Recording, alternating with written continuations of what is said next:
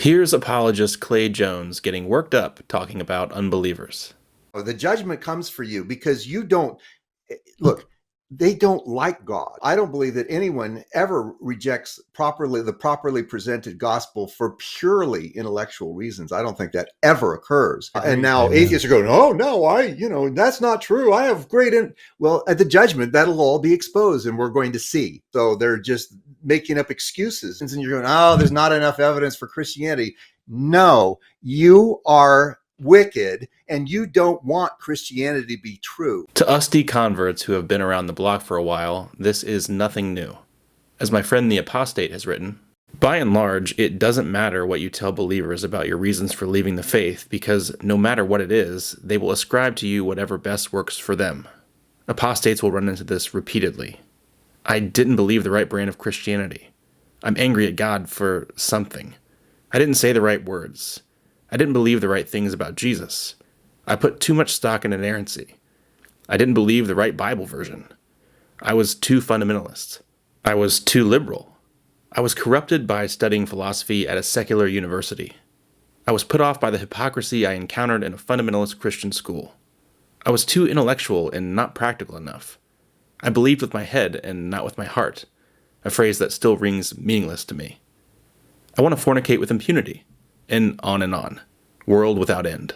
And the funny thing is, this isn't just true about traditional Christianity. Here's someone's testimony about leaving Mormonism. If you do say something about what bothers you, often the response is that there's something wrong with you. You can't be having questions because there's any real thing to resolve. If you're having questions and problems, it's because there's sin in your life. And that's why those of us that have left, sometimes the most frequent thing that's said to us is something like, "Who hurt your feelings?" Or, "Were you having a problem with Word of Wisdom?" "Well, did you ever read the Book of Mormon and pray about it?" I usually find that one a little humorous. And Islam.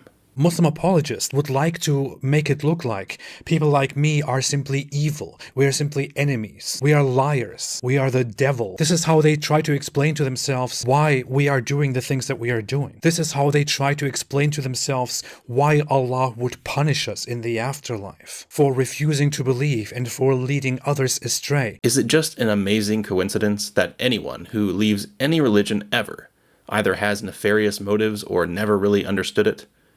What's going on here? It's actually pretty obvious.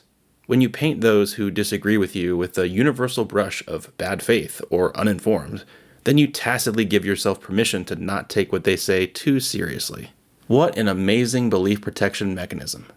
No wonder so many religions do it. But no, Clay. Christianity is not so obviously true that you'd have to be wicked to reject it if it was presented properly to you. In fact, it actually has a surprising weakness.